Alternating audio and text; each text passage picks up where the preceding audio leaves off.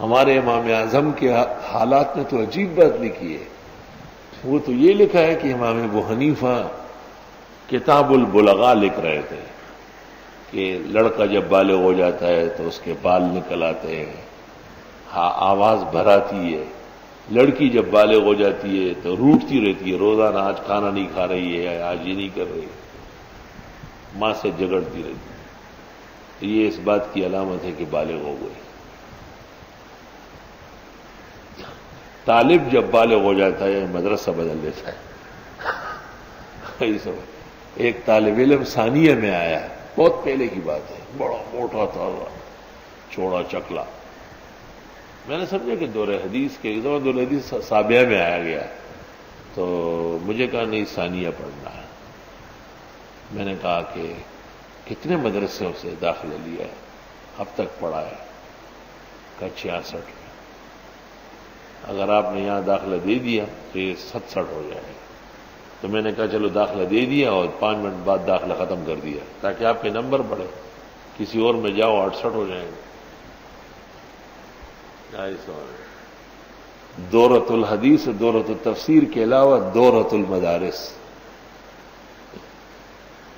الدجاجۃ المخلات کی نسل سے کچھ پتہ نہیں کہاں کہاں جا رہا ہے. دی کی مخلہ ہے.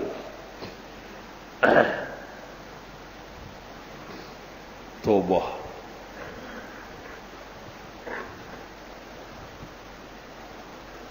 تو یہ بات اس سے یاد آئی کہ بعض کبار میں بھی ایسی علمی بحثیں ہوئی ہے، لیکن امام شافعی رحمہ اللہ امام محمد کی بہت ادب و احترام کرتے تھے.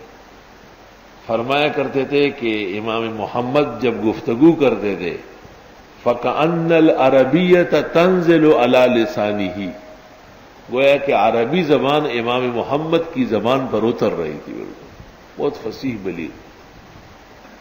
یا رب لک الشکر والحمد. اور ایک جگہ لکھتے ہیں کہ میں نے امام محمد سے اتنا علم حاصل کیا ہے کہ 10 بختی اونٹ نہیں اٹھا سکتے. آرابی اونٹ تو چھوڑو، بختی جو بہت مضبوط ہوتا ہے کہ وہ 10 ہو جائیں تب بھی نہیں اٹھا سکتے. اور ایک جگہ لکھتے ہیں کہ اللہ کے احسانات میں سے یہ ہے کہ امام محمد جیسے استاذ کے پاس پہنچ گیا.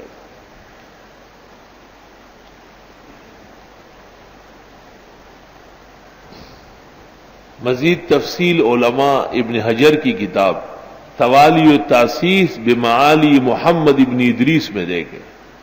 حافظ ابن حجر نے اپنے امام شافعی کے حالات لکھے ہیں، اس کا نام ہے توالی التاسیس بمعالی محمد ابن ادریس.